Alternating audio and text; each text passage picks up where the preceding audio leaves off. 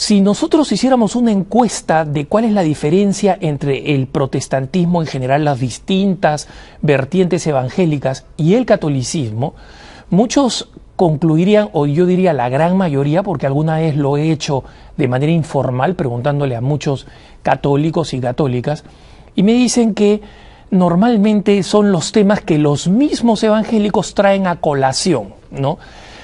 La Biblia, dicen que la Biblia es la gran diferencia entre los católicos, que los católicos no creemos en la Biblia, por lo menos no como ellos creen. Otros señalan a la Virgen María, otros señalan a los sacramentos, otros señalan las imágenes religiosas.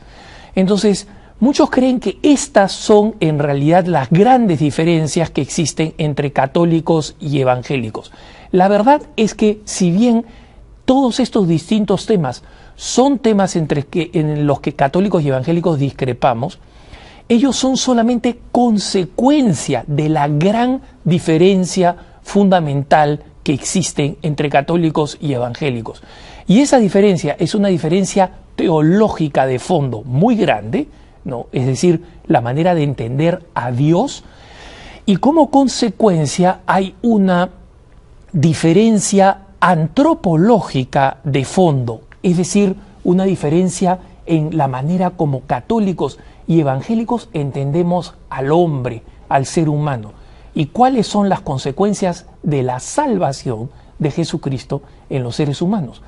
Cuando lleguemos a estos puntos y entendamos cuál es el origen histórico de estas creencias, vamos a entender cómo las creencias de los evangélicos, las creencias de los protestantes respecto de esos temas que son controvertidos, la Virgen María, las Sagradas Escrituras, las imágenes, los sacramentos, etcétera, son en realidad solamente consecuencias, efectos de una diferencia fundamental. Es importante decir que al final de este programa ustedes se van a dar cuenta que la mayoría de los evangélicos de a pie, esos que salen entusiasmados a tocar las puertas a las calles y avisar cuáles son las características de la evangelización, cómo es que se debe evangelizar, qué cosa es lo que dicen, esos evangélicos no conocen cuál es el origen de su propio evangelismo, no lo conocen. Y no conocen cuáles son las diferencias de fondo y, más dramático todavía, los errores fundamentales, tanto en la manera de entender a Dios como en la manera de entender al hombre. Esa primera figura es Martín Lutero. Martín Lutero es un personaje que nace en 1483, muere en 1546 y su ruptura oficial con la Iglesia es en 1520, cuando el Papa de entonces le envía una bula papal, es decir, una orden papal, titulada Exsurge Domine, que significa levántate Señor, tomada del Salmo 2, y en la que le pide que se retracte de 95 tesis en las que básicamente argumentaba su ruptura con la Iglesia Católica, que él decía que no era ruptura, que era solamente reforma. De ahí viene el nombre extraño que nosotros vemos en los libros de historia que habla de la Reforma Protestante. Y los católicos muchas veces se llaman a sí mismos reformados, especialmente en Europa. Pero esa no fue una reforma, fue una revuelta, y cuando él quema esa tesis, definitivamente termina aceptando cuáles son sus principales postulados, ¿no? De hecho, el principal postulado de Lutero, que vamos a desarrollar un poco más adelante, es esta convicción de la sola fe, de que solamente la fe salva. En realidad, el verdadero padre del protestantismo luterano, como lo conocemos ahora, es otro personaje, es un personaje que se llama Philippe Melanchthon, ¿no? En realidad, su apellido no era Melanchthon, era en realidad Valle Negro en alemán, pero a él le sugirieron que se lo cambiara al griego. Melanchthon es un nombre que él se da a sí mismo, donde él lo que hace es depurar y sistematizar el luteranismo, ¿no? Entonces, el verdadero padre del luteranismo en alguna medida, y muy pocos saben esto, es este personaje, Philippe Melanchthon, que echa a la basura una cantidad enorme de afirmaciones, como les digo, estrambóticas de Lutero, y las ordena, depura y en alguna manera inventa algunas de las afirmaciones para terminarlas convirtiendo en un compendio teológico más o menos orgánico, que Lutero no deja, por si acaso. Escribe muchísimos textos, muchísimas afirmaciones a lo Mahoma, que se contradicen muchas veces entre sí mismas. Sin Melanchthon probablemente no existiría el luteranismo como lo conocemos hoy. Una segunda figura en el surgimiento del protestantismo, otra figura que surge casi simultáneamente con otras ideas y en otro lugar, es Juan Calvino. Juan Calvino era francés, pero termina finalmente viviendo en Suiza. Y su obra principal es Los Institutos de la Religión Cristiana, que él va a ir cambiando, modificando a lo largo de su vida, ampliándola hasta llegar a convertir una obra que originalmente era casi un folleto en un texto que va a tener casi como 3 tomos al final, donde están sus propuestas. Lo central de la propuesta, o el aporte central de Calvino al protestantismo, es la teoría o el principio de la predestinación, de que los seres humanos ya están predestinados. Vamos a hablar más a fondo de este tema. Ahora solamente estamos haciendo el recuento histórico. Y por supuesto, el tercer gran personaje del protestantismo, del origen de los distintos protestantismos que hoy conocemos, es el rey inglés Enrique VIII. Como saben ustedes, Enrique VIII rompe con la Iglesia en 1534, cuando se declara cabeza suprema de la Iglesia en Inglaterra, y su principal aporte al protestantismo va a ser la negación de la primacía de Pedro. Obviamente, desde que él niega la primacía de Pedro, a pesar de que trata de que esto no signifique una ruptura de su original postura católica, va a tener a lo largo de la historia, y especialmente en estos días contemporáneamente, unas consecuencias tremendas. Muchas personas preguntan cuál es la causa de que el protestantismo en realidad estalle en 3 lugares distintos: el sur de Francia y Suiza con Calvino, Alemania con Lutero e Inglaterra con Enrique VIII, en un rango de tiempo de más o menos 40 años, es decir, son prácticamente contemporáneos. Existen muchas teorías al respecto de que desde que la Biblia se imprimió comenzó a surgir la idea de que cada uno podía tener su propia interpretación. Las razones y las causas históricas primeramente son muy debatidas, y en segundo lugar son muy complejas y no son el tema de este programa. Así que dejo a los especialistas que especulen por qué coinciden estos 3 personajes para romper con la Iglesia Católica. Nosotros sabemos simplemente el hecho, pasó y dio origen a esto que nosotros conocemos como el protestantismo, el evangelismo o las autodenominadas iglesias reformadas. Desde la tradicional iglesia luterana o evangélica en países como Suecia o Alemania, donde tienen ya muchísimos años, 400 años y contando, hasta la iglesia evangélica que ha surgido en la esquina de tu casa, si tienes la mala suerte de que haya sido, son todas hijas de este mismo fenómeno. Las 36.000 denominaciones actuales son todas hijas de este mismo fenómeno, de estas 3 grandes vertientes protestantes que se combinan de distinta forma para dar origen a distintas expresiones del protestantismo, pero que tienen muchos de estos elementos en común. Entonces, pasemos a ver ahora cuáles son cada una de estas afirmaciones evangélicas y cuáles son sus consecuencias. Sin duda, el personaje más influyente de estos 3 es Lutero. Lutero escribe abundantemente. Como saben ustedes, o como probablemente han leído en alguna ocasión, Lutero era un joven monje, o mejor dicho, fraile agustino, que había sido muy brillante al comienzo y que, sin embargo, personalmente tenía una inquietud espantosa. Sufría, según nos dice García Villoslada cuando revisa meticulosamente la historia de Lutero, de la enfermedad espiritual que nosotros conocemos como escrúpulo. Es decir, este terror patológico de creer que está constantemente en pecado, de que lo que está haciendo siempre está mal. Entonces, este escrúpulo lo lleva a sentirse profundamente ensuciado, profundamente incapaz de ser una persona digna de Dios.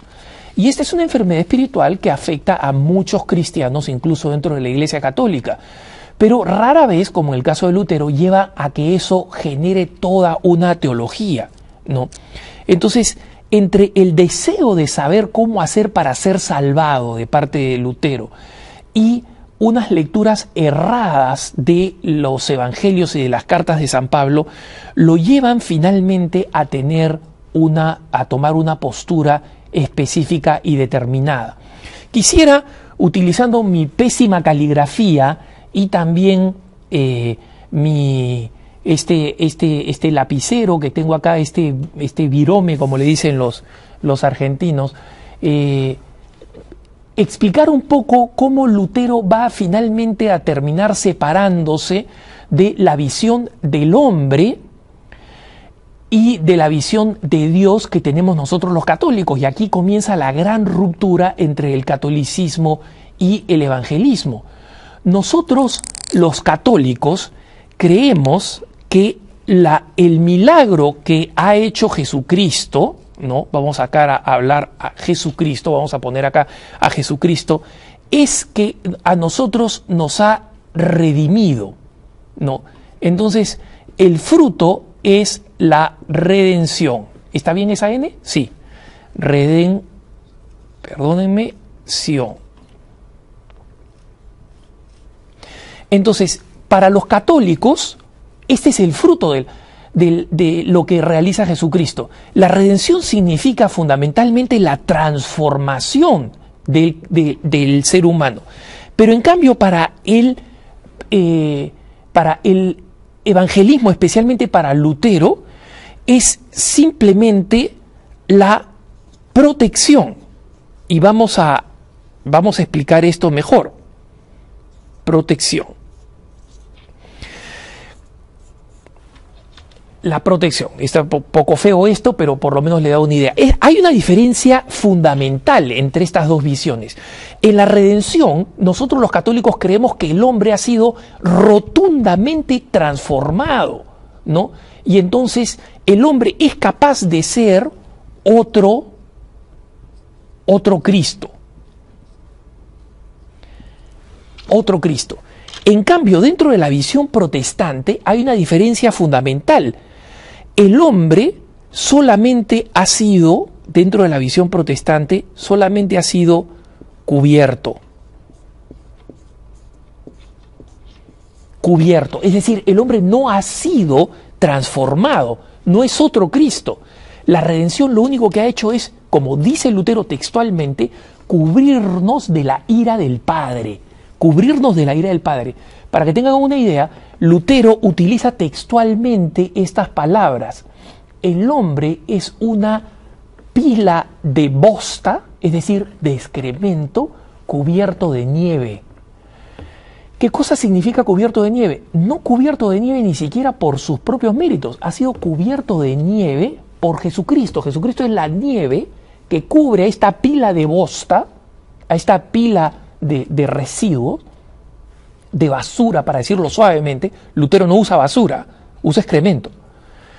Y cubierto por una pila de nieve, que es Jesucristo. En consecuencia, la única razón por la cual nosotros somos salvos es porque el hombre ha sido cubierto por la nieve, no que ha sido transformado. Nosotros creemos en la transformación, nosotros creemos que la redención ha convertido completamente al hombre. Por si acaso, los evangélicos utilizan la palabra redención, pero cuando utilizan la palabra redención entienden esto: el hombre no tiene nada de digno. Jesucristo no le ha adquirido más dignidad que el hecho de que Él se ha interpuesto, Jesucristo mismo se ha interpuesto de las iras del Padre entre el ser humano, siempre pecador, igualmente miserable que antes de la redención, y después cubierto, protegido por Jesucristo, ¿no? Entonces, esto me parece muy importante comprender, porque cuando está en medio de todo este escrúpulo, de esta lucha escrupulosa, el Lutero se va a encontrar con una cita bíblica. Esta cita bíblica es la de Romanos 1, 16, 17. Esta cita bíblica dice, en versión evangélica, recuerden que los evangélicos siempre nos dicen, trae tu Biblia católica, vamos a citarla. Bueno, nosotros vamos a usarla al revés. Trae tu Biblia evangélica que la vamos a citar. Dice, porque la justicia de Dios se revela por la fe y para fe, como está escrito, mas el justo por la fe vivirá. Entonces, ¿qué cosa dice Lutero? Ya entendí, dice Lutero, ya entendí. Lo que salva al hombre es solo la fe. El hombre sigue siendo una pila de basura, pero la fe lo salva. Si yo proclamo la fe, solamente la fe me va a salvar. Y entonces esta idea de solo la fe va a tener una siguiente consecuencia. La sola gracia salva. La primera, del principio de sola fe, sola fides, viene el principio de sola gracia. Y en este principio de sola gracia lo fundamenta Lutero con algunas citas bíblicas, especialmente con Efesios 2, 8, 10. En este pasaje de Efesios 2, 8, 10, nosotros leemos, Cristo murió por nosotros y a través de Él, por medio de la fe, somos salvos, para que nadie crea que fue salvo por su propio mérito, ni para que se glorifique de sus propias obras. Si ustedes se dan cuenta, Lutero concluye de esto dos cosas. Nadie tiene mérito, no hay mérito, y en consecuencia, una vez más, no hay mérito porque el hombre no ha sido transformado. Nada de lo que le haga el hombre es bueno. Si el hombre es una pila de estiércol. Y en segundo lugar, dice, no hay ninguna obra, solo la gracia, solo la gracia. Nada de lo que le haga el hombre es valioso o tiene alguna significación. Del principio de sola gracia, Lutero deduce otro principio importante, que es el principio de la sola escritura. En este principio de la sola escritura, nosotros podemos ver que se desprende también de la sola fe, es decir, sola fe, sola gracia, sola escritura. Lutero no tiene en realidad muchos argumentos, simplemente desea descalificar cualquier interpretación que no sea la suya, ¿no? Y Lutero va a eliminar algunos libros del Antiguo Testamento diciendo que esos no son los verdaderos. Y después de eliminar esos distintos libros que no son de la Biblia católica, va a además decir que algunos de estos libros que están en el Nuevo Testamento, por ejemplo, el libro de Santiago, que como vamos a ver más adelante, reafirma la existencia, la fortaleza y la realidad de las obras humanas, Lutero la va a llamar, es un libro de paja, como si él pudiera escoger qué libros son buenos y qué libros no son buenos. Pero básicamente lo que él dice es, nadie puede interpretar estos textos bíblicos. Aquí en la Biblia está toda la explicación. Y si alguien quiere explicar de alguna manera estos pasajes, en realidad lo que está haciendo es distorsionando la enseñanza de la Sagrada Escritura. No existe magisterio. ¿Por qué no existe magisterio? Porque el magisterio nos llega a través de los hombres. ¿Qué hombres? El Papa, los obispos.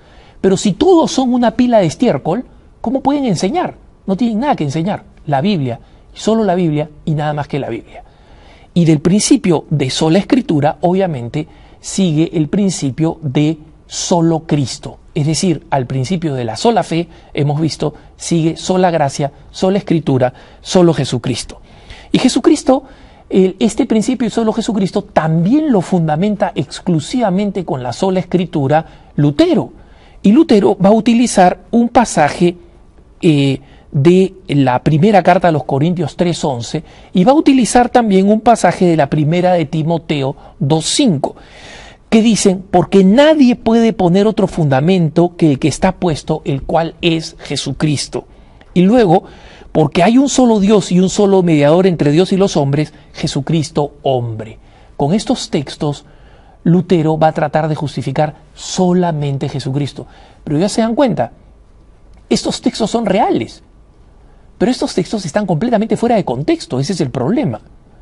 Y no señalan en qué contexto y por qué razón y en medio de qué enseñanza las utiliza San Pablo. Y eso, como saben ustedes, es la clásica técnica evangélica. Te sueltan un texto, te sueltan un texto, te sueltan un texto, y tú escuchas solo el texto y dices, deben tener razón, porque yo no conozco otro, ni conozco el contexto en que lo han dicho. Obviamente, no existe ninguna discrepancia con el valor de estos textos. El problema es la interpretación que Lutero les da, que es una interpretación totalmente distorsionada. Cuando hablaba del tema de la sola escritura, simplemente pasé por encima sobre el tema de las diferencias entre la Biblia evangélica y la Biblia católica. En realidad, la diferencia se trata de una cuestión de opciones. Hay una versión bíblica debatible, que es la que escogen los evangélicos, y una versión más antigua, que es la que escogemos los católicos. Pero no he entrado a ese tema porque, como muchos de nuestros queridos hermanos y hermanas están interesados en conocer mejor de este tema, lo estamos guardando para un programa especial sobre el tema de las Sagradas Escrituras, sobre el tema de la Biblia. Así que este tema, como otros que les interese preguntar, lo pueden dirigir como siempre a nuestra dirección electrónica caraacara@ewtn.com.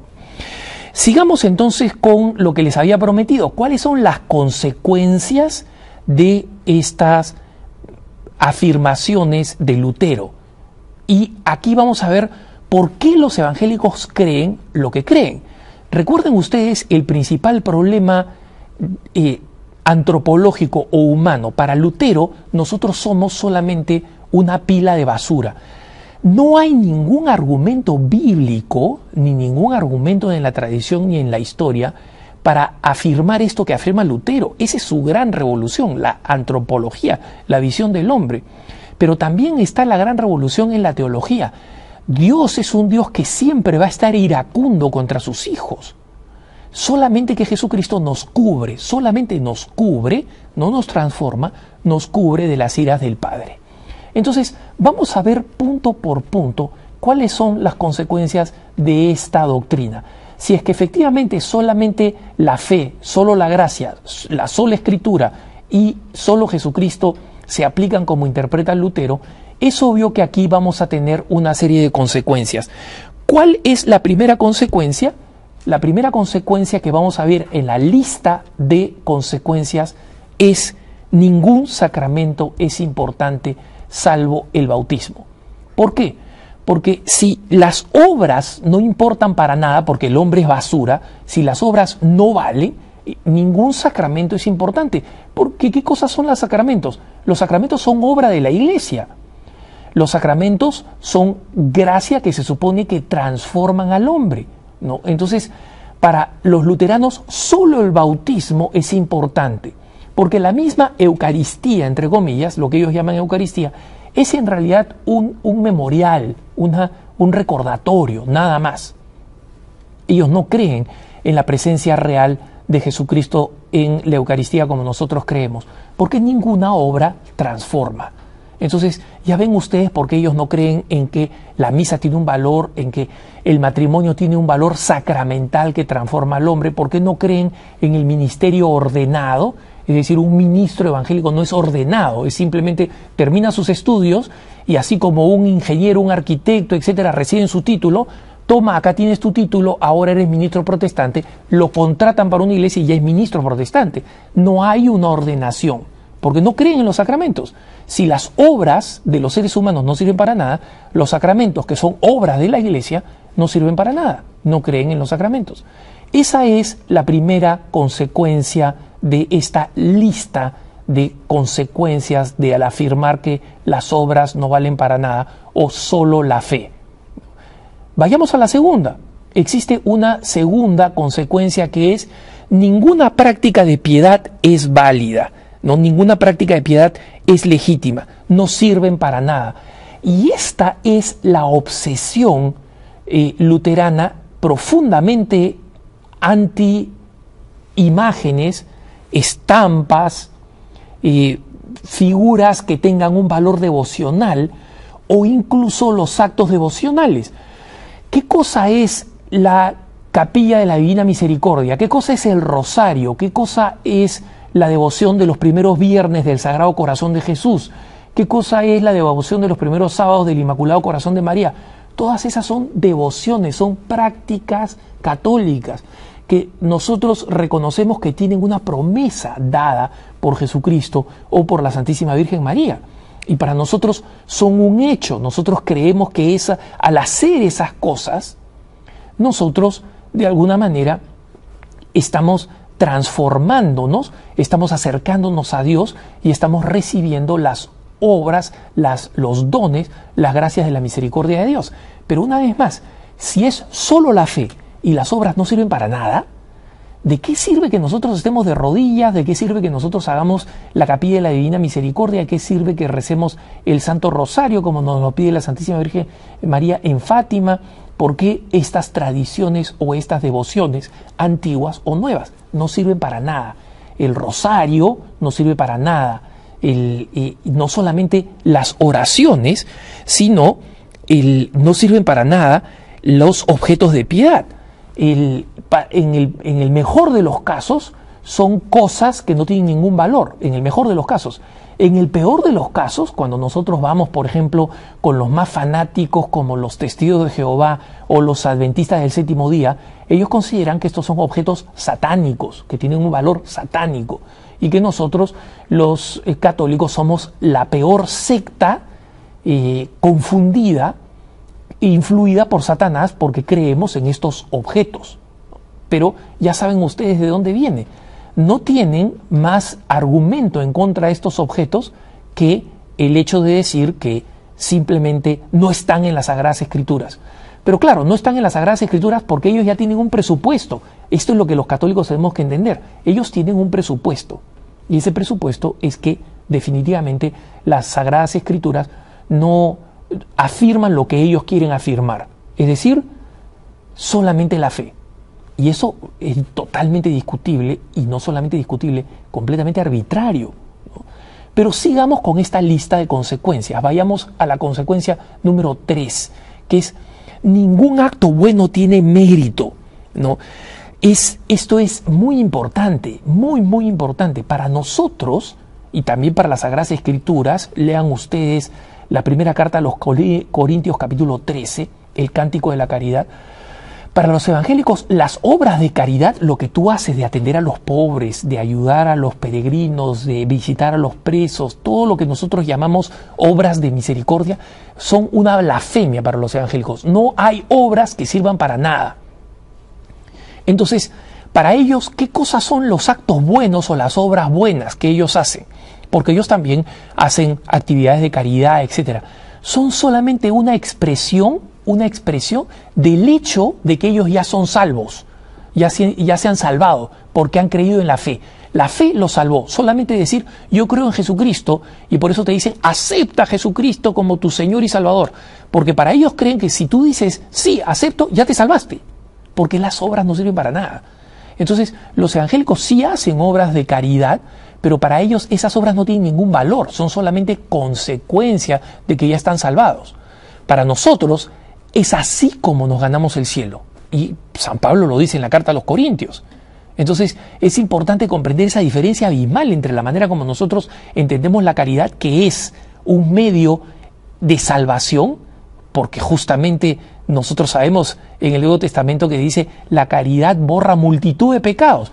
Pero ese es uno de esos textos bíblicos que los evangélicos desprecian y con el cual obviamente discrepan.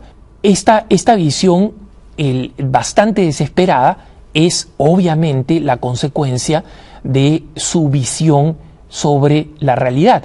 Los evangélicos muchas veces, por su entusiasmo, por su alegría, tratan de presentarse como más optimistas que nosotros. Al contrario, por esta visión del hombre de que somos una pila de basura, ellos no tienen absolutamente ningún tipo de esperanza o de entusiasmo en lo que va a suceder más adelante. Su visión es una visión profundamente pesimista, porque como ven ustedes, las obras efectivamente no sirven para nada. Sigamos en el siguiente punto, o el punto número 6, consecuencia de este principio de que si las obras no valen. Obviamente, ellos concluyen que hay una libre interpretación de la Escritura. ¿Por qué? Porque si nadie nos puede enseñar, si no hay magisterio, entonces obviamente quedan las cosas muy claras. Cada uno interpreta la escritura como quiere. Y la consecuencia de que cada uno interprete las escrituras como quiere es que el Espíritu Santo actúa directamente sobre la persona, actúa directamente sobre cada uno de nosotros y cada uno de nosotros interpreta la escritura como quiere. ¿Qué cosa significa que cada uno interpreta la lectura como quiere? En que al final, la razón por la cual existen 36.000 denominaciones evangélicas o protestantes y contando, es decir, van creciendo. Cuando yo entré al periodismo católico, la cifra que se daba entonces, hace varios años, era de 24.000. Pero obviamente Fernando Casanova nos actualizó, él recientemente revisó las cifras, eran 36.000. Entonces, por eso les digo, y contando, porque cuando cada uno lee las Sagradas Escrituras, las interpreta como quiere, ¿no? ¿Cómo lee un evangélico las Sagradas Escrituras? Toma la Biblia, la abre, ve el texto que sale ahí y la sigue al pie de la letra. Y esto no lo digo ni ironizando ni burlándome. Pero recuerdo que en la década de los 80, un ministro evangélico en Florida, leyendo el pasaje del Evangelio donde Jesucristo, al enviar a los apóstoles, en pasajes como Mateo 10, por ejemplo, les advierte que ellos no van a verse afectados ni por serpientes ni escorpiones. Entonces decidió meterse, llamó a la prensa, además a la televisión, decidió meterse a una piscina completamente llena, es decir, una piscina vacía de agua, pero llena de serpientes y de escorpiones. Y se arrojó a esta piscina para demostrar su fe en Jesucristo y que las palabras del Evangelio se cumplían al pie de la letra. ¿Qué cosa creen que pasó con el hombre? Lo sacaron verde y muerto. Y además tuvieron que matar a todas las serpientes y a todos los escorpiones que estaban ahí para poder sacarlo porque se murió, ¿no? Entonces, no digo que esa es la interpretación que hacen todos los hermanos evangélicos, pero esa es una consecuencia lógica de decir que cada uno interpreta la Biblia como quiere. Y seguimos el siguiente punto, que es el punto 7, la última consecuencia, obviamente, es que no existe ni magisterio, ni tradición, ni jerarquía. Si todos los hombres son una pila de basura, una pila de estiércol, ¿cómo puede haber alguien que reciba una potestad o una autoridad para enseñar a otro? Lo curioso es que los luteranos tienen su propia jerarquía, solamente que esta jerarquía no puede decidir nada. Ellos tienen también ministros, tienen también obispos, pero esta jerarquía no tiene la capacidad ni tiene la potestad de enseñar o interpretar las Sagradas Escrituras. Entonces, me parece muy importante que nosotros comprendamos que cuando los evangélicos se oponen a la existencia de una iglesia estructurada, de una jerarquía y de una autoridad, sobre todo la autoridad papal, es porque creen que Jesucristo no le delegó a nadie absolutamente nada. Simplemente nos dejó un libro que son las Sagradas Escrituras. Y esto jamás ha sido compatible con las enseñanzas de la iglesia. Me gustaría ahora entrar al siguiente gran concepto que construyó el protestantismo. Estos son los más importantes, pero estábamos hablando también de Juan Calvino. Juan Calvino trae una idea tan extraña, tan estrambótica, que yo no sé cómo alguien puede creer en ella, y es el tema de la predestinación. ¿Qué cosa es el tema de la predestinación? Así como Lutero nos dijo que solo la fe salva, y la sola fe, el principio sola fide, como se dice en latín, Calvino dice que Dios ya ha determinado quiénes van a ir al cielo y quiénes van a ir al infierno. Él, en su infinita sabiduría, ya ha destinado a cada quien va a ir al cielo y quién va a ir al infierno. Y en consecuencia, yo ya nací destinado o predestinado al cielo o al infierno, inevitablemente. Entonces, si yo nací predestinado para el cielo o para el infierno, yo ya no puedo hacer nada. Pero ¿para qué sirve la vida en este mundo? Para ver si es que voy a ir al cielo o al infierno. ¿Y cómo se nota si yo voy al cielo o voy a ir al infierno? Se nota muy fácil, a través de haber recibido bendiciones de Dios. Las bendiciones de Dios sobre mi vida son signo de si yo estoy salvo o no. Es decir, si yo recibo signos del favor de Dios sobre mí, entonces yo soy salvo. Y si yo no recibo esos signos, si recibo dificultades, problemas, maldiciones, etcétera, es porque yo no soy salvo. ¿Y cuál es el signo principal de este hecho de nosotros ser salvados? Muy fácil. El principal de todos es esta cosita de acá, este billetito. Pero este billetito de acá, que es un billete de $1, ¿no? Este es un billetito católico. ¿Por qué? Porque acá nosotros podemos ver el que siempre llega o cae en las bolsas de colecta de los católicos. Ellos no creen en este billetito, creen en otro. Ellos creen en este billetito y en varios de ellos, en el billete más grande, ¿no? Benjamin Franklin, que ven ustedes ahí en el billete de 100, ese es recontra protestante. Entre otras cosas, porque nunca se aparece en las iglesias católicas, en las colectas, ¿no? Washington, el del billete de $1, es el único que se aparece, el más católico de los presidentes norteamericanos. Obviamente estoy haciendo acá ironía, ¿no? Porque ni Washington ni Franklin eran católicos. Pero para ellos es así como se demuestra que uno ha recibido las bendiciones de Dios. Entonces, cuando ustedes ven estas iglesias evangélicas del éxito, de que sí, yo le pedí a Dios y me cayó un Rolls Royce o un Mercedes-Benz, eso no es una invención o una locura nueva, es consecuencia de las interpretaciones de Juan Calvino. Y luego, el tercer punto y la herencia definitiva que nosotros recibimos de, en este caso, Enrique VIII, es la negación de la jerarquía. Es decir, en la Iglesia no existe una cabeza definitiva y Enrique VIII se nombró a sí mismo cabeza de la Iglesia en Inglaterra. Él creía que el Papa no tenía la autoridad ni la potestad para ser cabeza de la Iglesia. La consecuencia de eso es desastrosa. En primer lugar, cuando tienen discusiones teológicas producto de que cada uno lee la Biblia y interpreta como quiere, los evangélicos no tienen una instancia que dirima y diga esto está bien, esto está mal. Y cuando tienen prácticas aberrantes, como por ejemplo los episcopalianos, que son sucesores de los anglicanos, señalan que algunos de ellos por votación, que los homosexuales practicantes pueden ser nombrados ministros y pueden ser nombrados incluso obispos, como lo hicieron recientemente en Estados Unidos, en el estado de New Hampshire, nombrando un obispo homosexual que es divorciado, abandonó a sus hijos y se juntó con otro señor, con otro varón como él, para vivir en una relación homosexual. Recientemente, en una entrevista, cuando se reunieron todas las autoridades y todos los obispos anglicanos, no pudieron llegar a un consenso, porque como dijo el vocero anglicano, nosotros, por si acaso, tenemos un primado que es sobre todo un primado simbólico. Ojo, nuestro primado no es como el Papa Católico, que puede dirimir la doctrina. Y esto lo decía más lamentándose que cualquier otra cosa.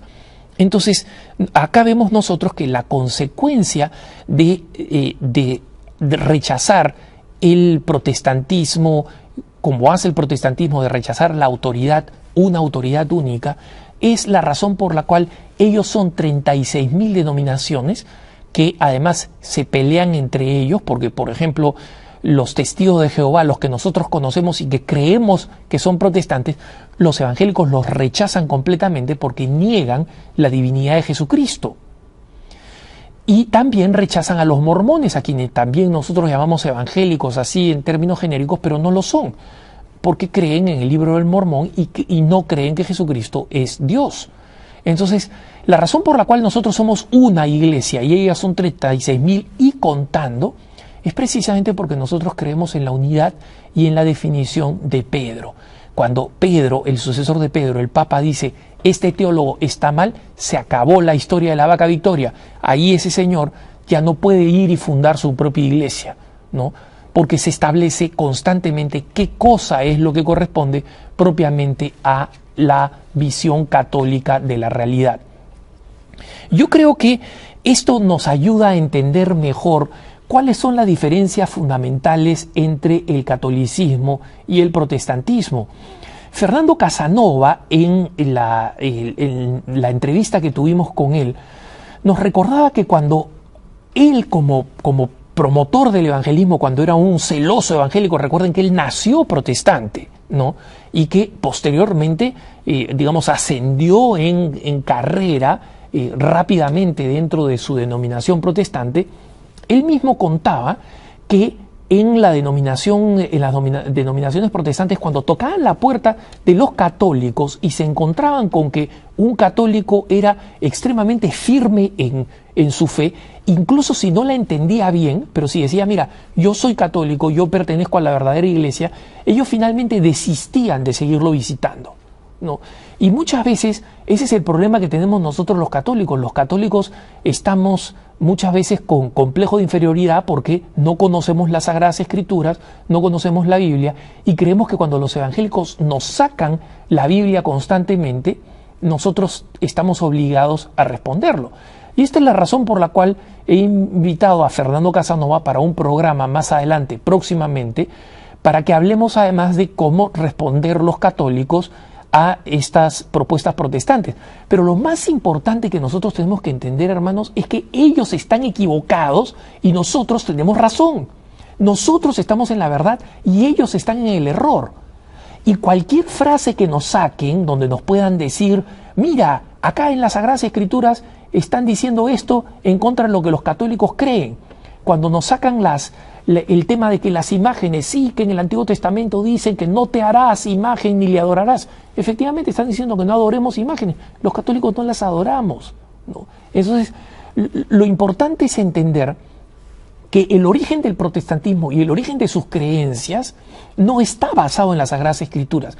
Está basado en los problemas y en los escrúpulos personales de una persona como Lutero, que tenía problemas genuinos de una enfermedad espiritual conocida como el escrúpulo. Y que eso es lo que los condujo a esta visión completamente errada de las Sagradas Escrituras y de la revelación, que es creer que el hombre no es capaz de hacer nada, no tiene ningún mérito, y de que el hombre no tiene ninguna verdadera base para creerse digno frente a Dios. Miren, nadie es digno, pero nosotros sabemos que, como dice San Pablo, al haber sido hechos hijos en el Hijo, es decir, en Jesucristo, nosotros hemos adquirido una dignidad enorme, la dignidad de los hijos de Dios. Nuestros hermanos evangélicos no creen en eso. Cuando hablan de hijos de Dios, no creen que eso significa una enorme dignidad. Y cuando ustedes le digan a un evangélico, oye, ¿tú sabes que Lutero decía que tú eres una pila de estiércol cubierta de nieve? Cítenle a Lutero. ¿Y qué dices de eso? Los católicos muchas veces tomamos una postura defensiva y tratamos de responder. ¿Cuántas veces he recibido consultas preguntando, Alejandro, ¿qué le digo a un evangélico que me pregunta tal? ¿Qué le digo a un evangélico que me pregunta cuál? No les contestes a las preguntas, tú hácelas. Oye, ¿tú sabes que Lutero decía que ustedes son una pila de estiércol? Y digo ustedes, porque yo no me creo una pila de estiércol. Es decir, yo sé que soy pecador, nosotros sabemos que tenemos el pecado original, pero que hemos sido redimidos de ese pecado original por medio de la gracia. Y aunque tenemos una naturaleza pecadora, mucho más poderosa es nuestra naturaleza reconciliada por Jesucristo, el gran Redentor y reconciliador. Mucho más poderosa. Y esa es la que hace verdaderamente la diferencia. Entonces, los evangélicos desde el punto de vista externo podrán parecer más felices, que sus cantos son más bonitos, son más enérgicos y son menos aburridos que nuestras misas católicas. Pero ese es otro problema, ese es un problema de nuestra liturgia, ese es un problema de cuán celosos son nuestros sacerdotes y de cuán celosos somos nosotros cuando participamos en la Santa Misa. Pero la verdad es que cualquier católico que participa, por ejemplo, de la vigilia pascual en el sábado por la noche, el sábado de gloria, previo al domingo de resurrección, ve ahí la esencia del profundo optimismo dramático de nuestra teología, de la teología católica. Cuando en el pregón pascual se canta, oh feliz culpa la que nos mereció un Redentor, eso jamás lo dirían los evangélicos. Los evangélicos dicen, por la culpa del pecado somos una pila de estiércol y seguiremos siendo una pila de estiércol.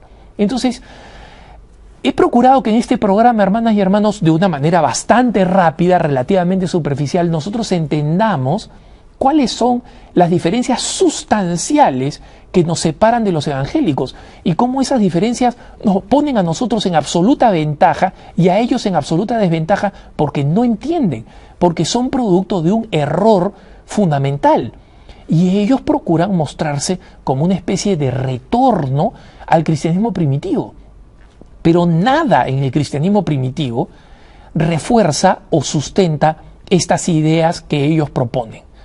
Y todo en el cristianismo primitivo sustenta lo que nosotros los católicos creemos. Por eso que todo evangélico, como el mismo Fernando Casanova nos contaba, todo evangélico que se vuelve a las primeras fuentes y a los primeros padres de la Iglesia, descubre que allí está el catolicismo enseñado y que todo el luteranismo, el protestantismo, el calvinismo fue un trágico error. Así que mantengamos el orgullo de ser católicos. El Señor los bendiga, ha sido un gusto estar con ustedes y no dejen de acompañarnos en EWTN. Hasta la próxima.